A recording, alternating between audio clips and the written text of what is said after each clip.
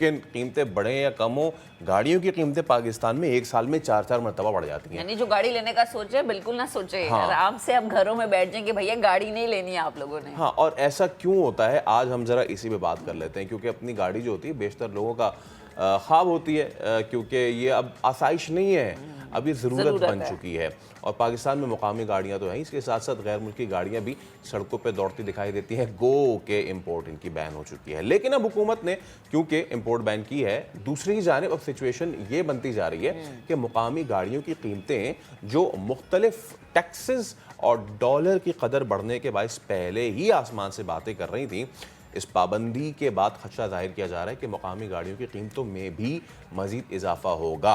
और यानी अवाम जो है वो जो ये ख्वाब है ना, वो बिल्ली के ख्वाब में चीचड़े के मुतरादिफ ये हो जाएगा। इसकी ताबीर मज़ीद मुश्किल होती जा रही है। मुकामी गाड़ियों के मयार जो है उस पर तो पहले ही बहुत सवाल उठते रहे हैं, आज भी हम बहुत से सवाल उठाएंगे। अब मुकामी कंपनीज़ की जो इजारादारी है वो तकरीबन कायम होती नज़र आ रही है, उससे क्या होगा? ये तमाम तर सवालात हैं जो आम आदमी के हैं, आपके हैं जो इस वक्त देख रहे हैं, इन सब पे बात करेंगे। आज हमने मधु किया है पूरे एक पैनल को। पाक फील के बानी सुनील मंच साहब हमारे साथ मौजूद होंगे। सुनील भाई आपको वेलकम करते हैं। इसके अलावा इंजीनियरिंग डेवलपमेंट बोर्ड के GM पॉलिसी आसिम अयाज साहब हमारे साथ मौजूद हैं। आसिम साहब आपको भी हम वेलकम करते हैं, और तजज़ियाकार अहमद रशीद भी थोड़ी देर में हमें ज्वाइन करेंगे। इस सब पे हम सबसे पहले सुनील भाई आपसे हम गुफ्तगू का आगाज़ करते हैं। आप रिव्यूज़ देते रहते हैं और हमने देखा है अक्सर कि मेक मॉडल वेरिएंट की आप बात करते रहते हैं। नाउ द सिचुएशन इज़ कि you know cars better than anyone. क्या सिचुएशन बन रही है हमारी जब भी डॉलर बढ़े या ना बढ़े? अब हमें नज़र आ रहा है कि एक कार्टेल बनाया जा रहा है ऑटोमोबाइल इंडस्ट्री की जानिब से, और वो प्राइस बढ़ा दी जाती है, उन पर कोई रोक टोक पूछ गछ नहीं होती। क्यों? अस्सलाम वालेकुम, बहुत शुक्रिया बुलाने के लिए। सर, 2-3 चीज़ें। एक तो मैं इस बात पे थोड़ा सा डिसएग्री करता हूँ कि कार्टेल बना लिया गया, बिकॉज कार्टेलाइजेशन या मोनोपोलिस्टिक जो बिहेवियर है वहाँ पे होता है जहाँ पे लिमिटेड नंबर हो। और 2016 के बाद पाकिस्तान में जो नई ऑटो पॉलिसी आई थी और फिर 21 में उसको अंदर दोबारा सेकंड एडिशन जब आया है, तो तकरीबन 13 कंपनियां जो गाड़ियां प्रोड्यूस कर रही हैं। और यही वजह है कि अगर आप देखें तो मैं कल ही एक रिसर्च कर रहा था कि अगर आप स्टार्टिंग बैंड को छोड़ दें 660 सीसी को, जिसमें एक जो है सुजुकी अकेला प्लेयर है या एक कंपनी प्लेयर है, बाकी सारे जो हैं उनके अंदर अगर आप देखेंगे तो इंटेंस कंपटीशन। मतलब अगर आपको 35 से 40 लाख की रेंज में गाड़ी लेनी है तो 6-7 ऑफरिंग है, इसी तरह 50 लाख की रेंज में लेनी है तो काफी ऑफरिंग है। हैविंग सेड दैट, जो प्राइस बढ़ना है वो बड़ा जो है ना एक कहते हैं ना परेशानी का अमर है, और वो इतनी दफा बढ़ती है कि कंज्यूमर, मेरा नहीं ख्याल मुझे अभी तक कोई ऐसा कंज्यूमर मिला हो कि जिसने जिस प्राइस पे गाड़ी बुक कराई हो उसको उसी पे गाड़ी मिल गई हो। बिकॉज इतनी फ्रीक्वेंटली प्राइस चेंज हो रही है, और गाड़ियों के डिलीवरी टाइम जो है वो तकरीबन मिनिमम भी शुरू होते हैं 4 से 5 महीने के। आप जो पेमेंट करके आते हैं आपने सोचा कुछ और होता है, जो आप लेने जाते हैं तो मिलती कोई और प्राइस है। और अगेन वही जैसे आपने बोला कि डॉलर की रीजन है, और टैक्सेस तो खैर अभी काफी अरसे से सेम ही है, लेकिन जो मेजॉरिटी रीजन है वो डॉलर की है। फ्रेट चार्जेस ग्लोबली बढ़ गए हैं, ग्लोबली कमोडिटी प्राइसेस बढ़ गई हैं, तो ये तमाम चीजें मिलके एक सारिफ के लिए बहुत मुश्किल सूरत हाल पैदा कर रही हैं। ठीक है, आसिम अय्याज साहब आपकी जानिब आती हूँ। मुझे ये बताएं कि आपको मेन रीज़न क्या लग रहा है एक साल में 3 से 4 दफ़ा कीमतों का ऊपर बढ़ जाना? यानी जो एक आम शख्स सोचता है कि अच्छा हम बैंक के थ्रू गाड़ी ले लें, हम अपनी अपनी ज़िंदगी को बेहतर बना लें, वो तो अभी नहीं सोच सकता। जिसकी सैलरी 30,000 है, ये जिसकी सैलरी 40,000 है, ये जो 3 से 4 वाला इजाफा ये यहाँ फुल स्टॉप है, या आने वाले वक्त में ये 5 से 6 दफ़ा भी हो सकता है?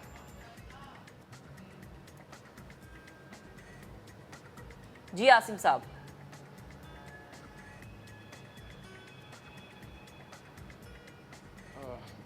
बिस्मिल्लाहिर्रहमान, आपने सही जी आसिम साहब, आपको मेरी आवाज़ आ रही है तो प्लीज़ कमेंट। हाँ अच्छा, आप आई थिंक शायद इनकी आवाज़ हम तक सही तरीके से नहीं पहुंच पा रही है। आसिम साहब, आपको मेरी आवाज़ आ रही है? जी मुझे आ रही है आपकी आवाज़। प्लीज़ कमेंट कीजिएगा। जी, प्राइसेस का इशू आपने राइटली पॉइंट आउट किया, लेकिन अभी आप लोग खुद ही आपके प्रोग्राम में ही डॉलर की प्राइस के बढ़ने का जिक्र हो रहा था। हमारी जो इंपोर्ट्स हैं, जो किट की इंपोर्ट्स हैं, सारे गाड़ियों वाले इंपोर्ट ये करते हैं तो डॉलर टर्म्स में मंगवाते हैं। इसके अलावा रॉ मटेरियल की प्राइसेस भी हैं, और रॉ मटेरियल जो हमारे वेंडर्स हैं या पार्ट मैन्युफैक्चरर्स हैं वो भी रॉ मटेरियल इंपोर्ट करते हैं। डॉलर एक इनपुट है, उसके अलावा सप्लाई चेन के इश्यूज थे जो आपने डिलीवरी को रेफ़र किया कि डिलीवरी डिले हो रही है। देखें, अगर गाड़ियों वालों का हो तो गाड़ी वाले ने गाड़ी बनानी है, उसी से पैसे कमाने हैं, वही उसका कोर बिजनेस है। लेकिन अगर सप्लाई चेन इंटरनेशनली डिस्टर्ब होगी, कुछ जो डिले वो थे इंटरनेशनल सप्लाई चेन की वजह से, those were out of Pakistan, internal issues नहीं थे। हर एक को ये पता है कि अगर कीमतें बढ़ेंगी तो डिमांड गिरेगी।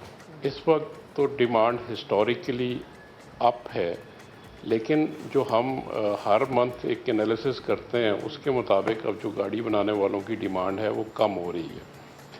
अभी डॉलर्स आपके पास नहीं हैं, तो रिसेंटली गवर्नमेंट ने भी एक स्टेप लिया है कि CBUs यानी कम्प्लीटली बिल्ड यूनिट को बैन किया जाए।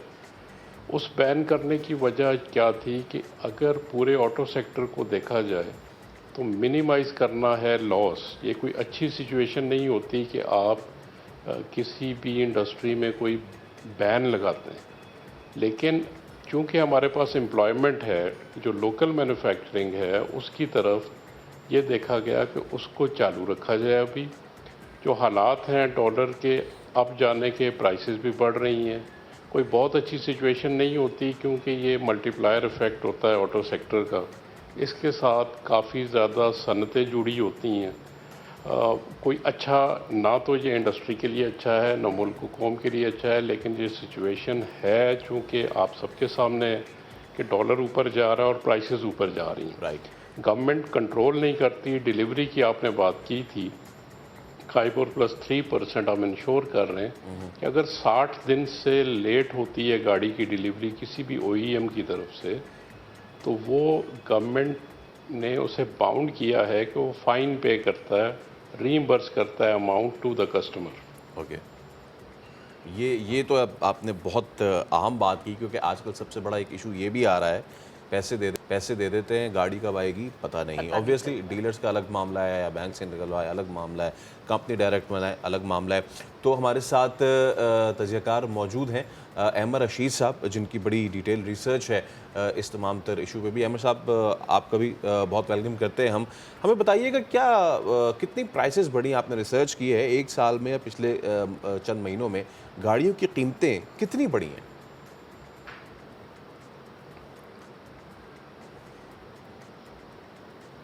जी अहमद साहब, आपको आवाज़ आ रही है?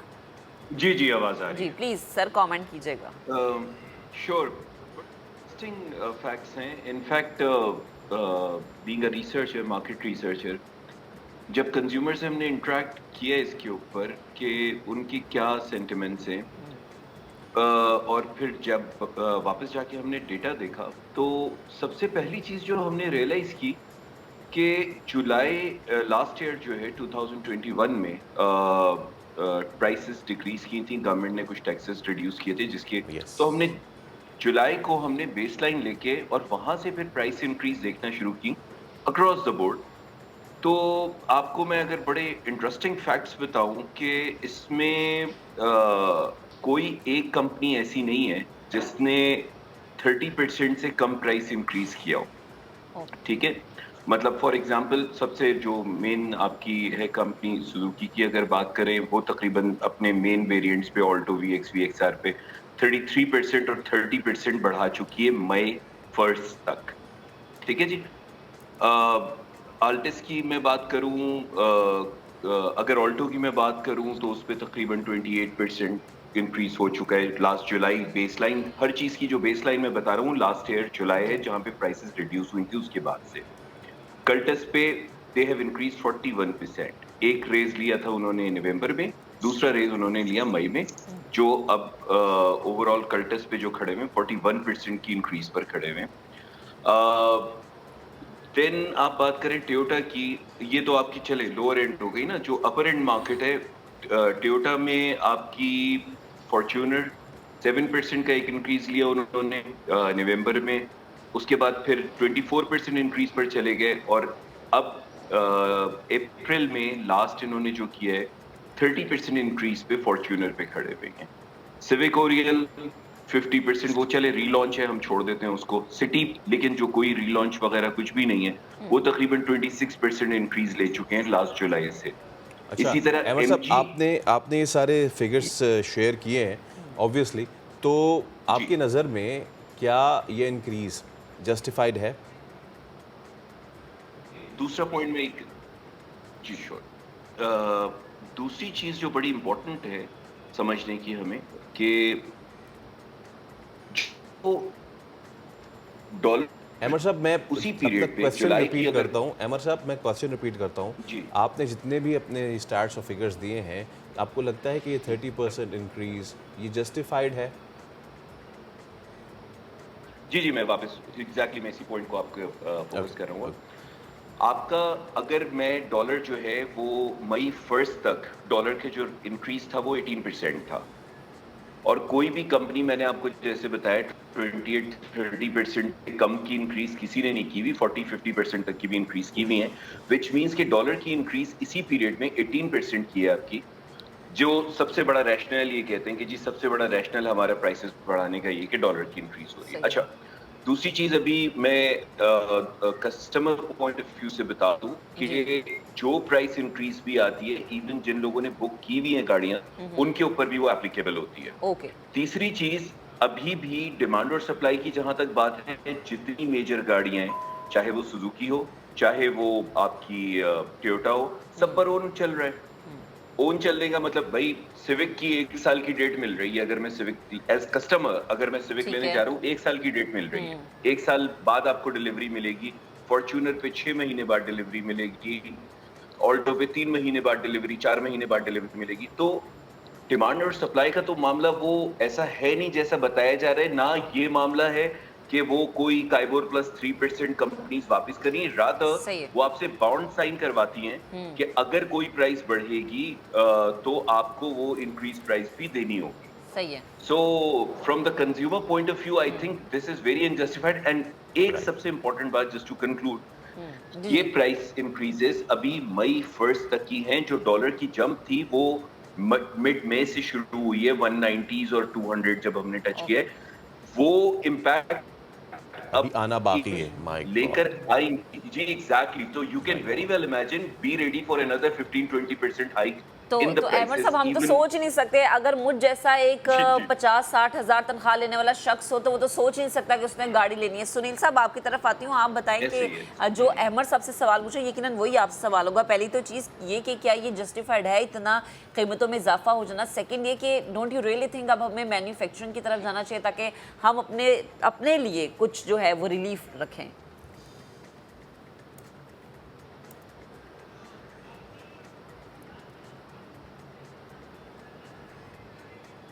जी सुनील साहब। ठीक, मंच साहब हमारे साथ मौजूद है और हमारा दीगर पैनल भी अच्छा, हमारे मैं साथ मौजूद यही है। हाँ। मैं एक क्वेश्चन, सुनील मन साहब तो इस पे करेंगे मैं रिप्लाई। मैं ज़रा चाह रहा था क्योंकि पॉलिसी मेकिंग पे हमने जो है वो आसिम साहब को ऑब्वियसली लिया हुआ है। आसिम साहब, I am referring to one of your letters that you wrote recently, और आपने बल्कि नोटिस जो है वो ईडीबी की तरफ से दिया था, और वो गालिबन 10 मई का था, और वो कॉस्ट स्ट्रक्चर और प्राइस इंक्रीज की जस्टिफिकेशन पे था, जो कि आपने जिसमें आपने ये भी कहा था कि गवर्नमेंट जो एक्सट्रीमली कंसर्न्ड है इस तमाम तर मामले पे। तो कॉस्ट स्ट्रक्चर ये बड़ा अहम चीज़ है। कोई जवाब आया आपको इस नोटिस का?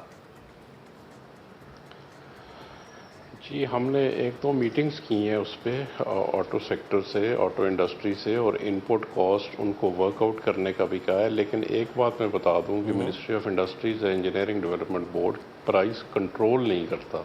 जी जी। जो कोई मेल प्रैक्टिसेस हैं डीलरशिप्स पे, या कोई ऑन वगैरह का इशू है, या मार्केट का कोई इशू है, तो उसका मैंडेट सीसीपी का है, कंपटीशन कमीशन ऑफ पाकिस्तान का। हावेवर एज अ गुडविल हमने उनसे बात की। अब यहाँ पे हम कुछ मिस कर रहे थे प्राइसेस बढ़ाने में। आपको याद होगा, ठीक रेफ़र किया है हमारे स्पीकर ने कि जुलाई में प्राइसेस कम हुई थी। जुलाई में प्राइसेस जो कम हुई थी, जिस गवर्नमेंट ने अपना कुछ टैक्स वेव ऑफ किया था, तो वो प्राइसेस ट्रांसफ़र की गई थी कस्टमर को। और वो मिनिस्ट्री ऑफ इंडस्ट्रीज़ ने इंश्योर किया था कि ये प्राइसेस आप ट्रांसफ़र करें कस्टमर को। FED 2.5% कम हुई थी अक्रॉस द बोर्ड, और इसमें जो छोटी गाड़ी थी इस पर सेल टैक्स भी 17% से कम करके 12.5% किया गया था। अब फाइनेंस सप्लीमेंट्री बिल में जो पिछली गवर्नमेंट में ही आया था, जनवरी में दोबारा वो सेल टैक्स बढ़ा दिया गया। अब आपने ये भी रेफ़र किया कि बड़ी गाड़ियों पे जो हैं कीमतें बड़ी हैं, आपने एक कंपनी का भी जिक्र किया जो 7.5% FED थी, फेडरल एक्साइज ड्यूटी, वो 5% जब की गई तो बढ़ाई गई तो 7.5 नहीं की गई बल्कि 10 की गई। अच्छा, तो बड़ी गाड़ी की कीमत ज़्यादा होती है, FED जब लेवी होती है तो उसका इम्पैक्ट भी ज़्यादा आता है। बिल्कुल। उसके अलावा इंटरनेशनल शिपमेंट कॉस्ट भी बड़ी है। अब आते हैं आपके सवाल की तरफ जो आपने प्राइसेस का कहा है। यस, हम एज ए कंज्यूमर भी कंसर्न हैं। हम कोई प्राइवेट सेक्टर स्टडी भी करवा रहे हैं कि रीज़न क्या है। हम उनकी प्रॉफिटेबिलिटीज़ भी चेक कर रहे हैं कंपनीज़ की। सही है। इस वक्त अगर हम एक और बात देखें तो इस वक्त तो जो बुरान है उस पर तो ये कहा गया है कि CBU तो टोटल बैन और CKD को भी कंट्रोल करें। सही है। ये फैक्टर सारे गवर्नमेंट एनालाइज करती है कि जी अगर दोबारा से अगर डिमांड सप्लाई का गैप मज़ीद बढ़ेगा, लेकिन एक मुल्क की कंडीशन जो है उसको देख के भी फैसला करना पड़ता है और प्रायोरिटीज सेट करनी पड़ती हैं। ठीक है। हाउएवर हम प्राइसेस पे सब कंपनीज के साथ ऑन बोर्ड हैं। अब उनकी जो इनपुट कॉस्ट अगर बढ़ेंगी तो दूसरा ये है कि सबसे पहले आपने कहा था कि मुल्क में अब कंपटीशन आ गया। अब अगर 11 कंपनीज हैं, कुछ कंपनीज के वॉल्यूम्स कम है, अगर दूसरी कंपनी को मौका मिले और चांस हो उसके पास कि वो प्राइस ना बढ़ाए तो वो मार्केट शेयर ग्रैब कर सकती है। सही है। तो ऐसा क्यों नहीं हो रहा? इसका मतलब यही है कि कोई इनपुट कॉस्ट बढ़ी है सबकी। आसिफ साहब, आप जो गुफ्तगू करें वो यकीनन काबिल एहतराम है, लेकिन मेरा सवाल भी प्लीज़ दीजिएगा कि क्या आपको नहीं लगता कि अब वक्त आ चुका है जब साल में 1 से 2 नहीं बल्कि 3 दफ़ा 4 दफ़ा कीमतें बढ़ती हैं, तो अब वक्त आ गया है कि हमें मैन्युफैक्चरिंग की तरफ जाना चाहिए, हमें एक्सपोर्ट की तरफ जाना चाहिए, ताकि हम सोचें बहैसियत पाकिस्तानी के हाँ अब हमें रिलीफ मिलने वाला है। जी, आपने एक्सपोर्ट की बात की। जो हमने auto industry development and export plan बनाया है उस पे हमने कंपलसरी किया है कि हर साल यानी by the end of policy period 10% पे आपने जाना है। व्हाटएवर आप इंपोर्ट कर रहे होंगे उसका 10% आप एक्सपोर्ट करेंगे। ये इंक्रीमेंटल है, हर साल 2% का टारगेट रखा गया है, इस पे भी हम बात कर रहे हैं। इसके अलावा गवर्नमेंट ने SROs में एक लॉ है अब कि आपने 30% वैल्यू एडिशन करनी है, मिनिमम 30% वैल्यू एडिशन, तो तब आपको कोई बेनिफिट पास ऑन होगा। इसके अलावा एक लिस्ट ऑफ लोकलाइज्ड कंपोनेंट्स है कि जो चीज़ किसी एक ने या दो ने लोकलाइज कर ली, अगर कोई तीसरी कंपनी उसको इंपोर्ट करेगी तो उस पर रेट ऑफ ड्यूटी ज़्यादा होगा। ये टेक्निकल हो जाता है, लेकिन मैं ये बता दूं कि ये किया इसलिए गया है कि लोकलाइजेशन जो है मुल्क में बढ़े। लेकिन लोकलाइजेशन बढ़ने के साथ साथ एक और फैक्टर है कि जो रॉ मटेरियल्स हैं वो हम फिर भी इंपोर्ट ही कर रहे हैं, तो उसका इम्पैक्ट आधा होगा या कम हो जाएगा, लेकिन रहेगा ज़रूर। वही बात है सर कि आप रॉ मटेरियल हो या बाकी चीज़ें हो, अपने हम पड़ोस में देखें रेवोल्यूशन आ गई है वहाँ पे, और हम अभी कहाँ पे खड़े हैं। आई वंडर कि हम कब इस लेवल पे जाएंगे। मैं सुनील साहब के पास आऊँगा। सुनील साहब, मैं चाहूँगा इस पे भी आप ज़रूर कमेंट कीजिएगा कि हम कब उस सेल्फ सफिशिएंसी की जानिब जाएंगे जहाँ हम रॉ मटेरियल तो क्या पूरी गाड़ी जो है वो हम एक्सपोर्ट करने पा जाए, एक चीज़। और दूसरी चीज़, अभी पेट्रोल के दाम अभी डॉलर जो है वो एक जगह पर है तो गाड़ियों की प्राइसेस ही हैं। कल को जिस तरह हुकूमत कह रही है कि जी हम नुकसान में हैं, पेट्रोल के प्राइसेस ना बढ़ा के भी नुकसान में है, अगर वो डिसाइड कर लेती है कि जी हो गया अब जितना नुकसान करना था बर्दाश्त, ये ऊपर चली जाती हैं, फिर गाड़ियों की कीमतें कहाँ जाएंगी? सबसे पहली बात तो ये कि अभी बात कर रहे थे कि आम आदमी की रीच से बाहर है जो 30, 40, 50 हज़ार, तो मेरे ख्याल से तो जो लाख रुपए तक भी कमाता है वो 0 मीटर गाड़ी तो नहीं खरीद सकता। तो 0 मीटर गाड़ी तो मुतवस्सित तबके से भी बाहर निकलती जा रही है। हैविंग सेड दैट, जो प्राइसेस की आप बात कर रहे हैं वो तो अभी जो डॉलर की प्राइस इंक्रीज का इम्पैक्ट है वो भी मजीद आना है। जो मे के मिड में बढ़ी है प्राइस वो भी बढ़ेगी, गाड़ियों की प्राइस और और yes in long term solution यही है कि जितनी लोकलाइजेशन ज्यादा होगी उतनी रिलायबिलिटी ऑन डॉलर कम होगी। बट अनफॉर्चुनेटली जो आसिम साहब ने भी बताया कि जो हमारे प्रोडक्ट्स के अंदर जो जल नहीं है रॉ मटेरियल वो भी बाहर से आता जी। है और उसके अंदर हम कोई सेल्फ सफिशिएंट है नहीं। सही है। सो उस लिहाज से तो मुझे नहीं लगता कि कोई इस तरह की बहुत ज्यादा गुड न्यूज है।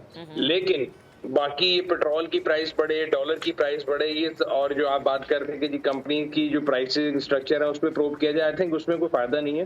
कंज्यूमर की जो प्रोटेक्शन है वो ये की जा सकती है कि एक सर्टेन विंडो बना दी जाए कि उस विंडो के अंदर जब वो गाड़ी बुक कराता है तो उनकी प्राइस इंक्रीज ना हो। अच्छा। बाकी आसिम साहब ने बताया वो जो काइबोर प्लस 3% का है वो तब एप्लीकेबल वो होता है जब आप फुल पेमेंट ले लें। तो जो कंपनीज हैं वो इतनी अकलमंद हैं कि उनको पता होता है जब वो डिलीवरी दे नहीं दे सकते वो आपसे पूरी पेमेंट लेते ही नहीं है। अच्छा। वो आपसे 1 महीना पहले पेमेंट लेते हैं तो उससे तो वो बच जाते हैं वैसे ही। ठीक है। बट अगर एक रूल बना दिया जाए कि एक कंपनी के पास एक्स अमाउंट ऑफ स्टॉक है या उसने रखना है लेट्स से 1 महीने का 2 महीने का, तो वो ऑर्डर भी उतना ही ले सके। ये एग्जैक्टली ऐसा है कि मैं एक रेस्टोरेंट खोलूं, आप ड्राइव थ्रू में आए, मैं आपसे ऑर्डर ले लूं, जब आप ड्राइव थ्रू से निकल लगे मैं उसकी प्राइस डबल कर दूं। So it has to be a certain time frame जो कि एक जिसे कहते हैं ना प्रैक्टिकल टाइम फ्रेम हो जिसके अंदर आप बुकिंग ले सकें। उसके आगे का आपके पास सामान नहीं है, आपको डॉलर का नहीं पता, आप बुकिंग भी ना लें। सही है। ठीक है। सुनील मनसा भी हमारे साथ मौजूद है, हमारा दीगर पैनल भी है। मैं चाहूंगी जरा आम आवाम इस हवाले से क्या कहती है, उनकी क्या शिकायत है वो भी सुनवा देते हैं, देन इस पे दोबारा से डिस्कशन करते हैं। महंगी, इन पे किसी किस्म का कोई चेक नहीं है, कोई इन लोगों पे कोई चेक एंड बैलेंस होना चाहिए जिसमें प्राइसेस कंट्रोल हो। तो इट डजंट मेक सेंस कि आप 60 लाख 70 लाख रुपए की गाड़ी लें, दैट्स एब्सर्ड। मयार तो प्राइस के हिसाब से होगा ना, तो जो वो प्राइस उन्होंने रखी है उसमें मयार तो कुछ भी नहीं है। जितनी कीमतें बढ़ रही है ना तो उसकी क्वालिटी पे कॉम्प्रोमाइज़ कर रही है कंपनीज, और होना ये चाहिए कि जब कीमतें आप बढ़ा रहे हैं तो आप क्वालिटी पे कॉम्प्रोमाइज़ नहीं करें। पाकिस्तान की जो गाड़ियाँ हैं उसकी तो आपको पता है क्वालिटी बिल्कुल ही थर्ड क्लास है, और जो इम्पोर्टेड गाड़ियाँ हैं उसमें आपको एक तो फीचर्स अच्छे मिल जाते हैं, ड्यूरेबिलिटी होती है, हर चीज़ होती है, एयर बैग्स हर चीज़ मिलती है। यहाँ तो नॉर्मल जो गाड़ियाँ बगैर एयर बैग्स की आ रही होती हैं। ये पाकिस्तान की गाड़ियाँ तो पता आपको डब्बा गाड़ी बोली होती है, छोटी मोटी गाड़ी होती वो है, और इम्पोर्टेड गाड़ी तो आपको पता लग्जरी गाड़ी होती है सारी। ये इतनी कीमत पे तो ये नहीं हो सकती, क्योंकि जो अभी पाकिस्तान के लोगों के जो लिविंग स्टैंडर्ड है और जो ये प्राइस इन्होंने दिए हुए ये तो मेरे ख्याल से बिल्कुल नॉन फिजिबल है।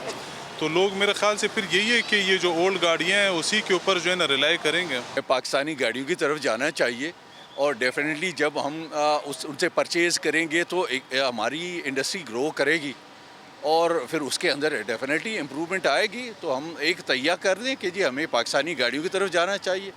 लोगों का क्या कहना है वो आपने देख लिया। अहमद साहब, मैं आपसे लास्ट कमेंट इस पे लेना चाहूँगा कि ठीक है हम प्राइसेस तो बढ़ा रहे हैं और सारे मामलात भी कर रहे हैं, बट हमें इन रिटर्न क्या मिल रहा है? लोगों का एक बहुत बड़ा मामला ये भी है कि वो जो सेफ्टी फीचर्स होते हैं उसकी बात करते हैं। लाखों रुपए फूंकने के बावजूद अगर उन्हें एयर बैग्स ना मिले गाड़ी में और दीगर सेफ्टी फीचर्स ना मिले, फिर क्या फ़ायदा है सर?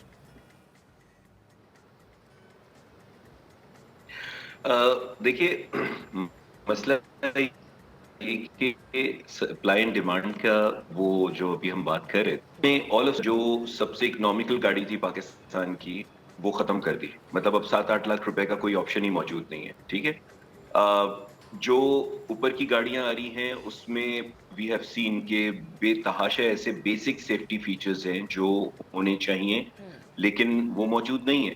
कस्टमर को इस वक्त भी ऑप्शंस का मसला 11 कंपनीज आने के बाद भी दे आर फीलिंग कि जी we do not have enough options कि जिसमें हम जाते हुए जाकर जो है वो सही प्राइस पर कोई चीज पिक कर सके। और जनरली कस्टमर का यही सेंटिमेंट, अगर मैं बात करूं अपनी वो रिसर्चेस जो हम कस्टमर्स के साथ करते हैं, इवन जो बड़ी कंपनीज हैं, जो सबसे बड़ी कंपनी है उसकी तरफ से भी रिकमेंडेशन स्कोर अगर तो रिकमेंडेशन स्कोर्स ओवरऑल बहुत ज्यादा गिरा है कस्टमर्स का, और उसकी वजह ये, बट स्टिल वजह यही है कि रिकमेंडेशन स्कोर गिर रहा है उनका, लेकिन they are bound to use the same card. तो जब तक चॉइसेस अभी बहुत ओपन है in terms of having the right option in the right price, वो जो हम कहते हैं ना वैल्यू फॉर मनी, तो वैल्यू फॉर मनी प्रोपोजिशन तो अभी भी बहुत वीक है। कस्टमर्स की परसेप्शन से अगर आप बात करें, value for money proposition is very weak. Features जो हैं वो आपको लाने पड़ेंगे, और नया कंपटीशन जो भी आ रहा है वो भी मसला ये कि से एमजी आया तो एमजी ने शुरू में प्राइस बहुत अच्छी रखी, लेकिन इकट्ठे 23 लाख रुपए का जंप ले लिया। तो आप मतलब अगर इस तरह के जंप्स लेंगे तो फिर तो आप इस तरह के जंप्स लेंगे तो फिर आपको जो 1977 का एक्ट है, that is the price control prevention of profiteering and hoarding act, उसको बीच में लाना पड़ेगा, वरना तो फिर हम बैठ के इसी तरीके से बात करते रहेंगे कि जी 23 लाख का जंप लग गया, 30% फिर बढ़ गए। लेट्स होप कि आसिम साहब से मैं आखिरी कमेंट ले लूं। आसिम साहब, ये एक्ट नाफिजुल अमल होते नज़र आ रहा है आगे आने वाले वक्तों में, और ये भी बताइएगा कि प्राइस में कमी होते देख रहे हैं आगे आने वाले वक्तों में? ख्वाब देखा मैंने ये जी, प्राइस में कमी तो तब होगी जब इनपुट कॉस्ट कम होगी। दूसरा, अगर आप वैरायटी बढ़ाने की बात करते हैं तो लोकलाइजेशन जो है, एक दफ़ा फिर बता दूं कि वॉल्यूम पे भी डिपेंड करती है। हमारे पड़ोसी मुल्क के वॉल्यूम बहुत ज़्यादा है, उन्होंने गालबन बेहतर कॉन्ट्रैक्ट भी इसीलिए किए होंगे कि उनके वॉल्यूम्स मार्केट के ज़्यादा थे। प्राइस एक्ट का लागू करना या इसको इन्वोक करना, इसको हमें ये भी है सोच हमारे हलकों में, इसको डिस्कस ज़रूर किया जा रहा है और बड़ा सीरियसली डिस्कस किया जा रहा है। दूसरा, जो कंज्यूमर की फीडबैक है, मैं गवर्नमेंट का रिप्रेजेंटेटिव हूँ, गवर्नमेंट की साइड का स्पोक्स पर्सन हूँ, OEMs का नहीं हूँ, लेकिन मैं ये चाहूँगा कि ये सारे वो प्रोग्राम सुन रहे होंगे। हमारे यहाँ तो जो हमारा मानना है, वो जो बड़ी गाड़ियाँ हैं उनमें तो ये एयरबैग सब में तकरीबन हैं, एक दो छोटे वेरिएंट्स में नहीं है, वो भी हम WP29 की रेगुलेशंस हैं जिसमें ये एयर बैग्स वगैरह या 17 सेफ्टी की रेगुलेशंस हैं, उनको हम लागू कर चुके हुए हैं।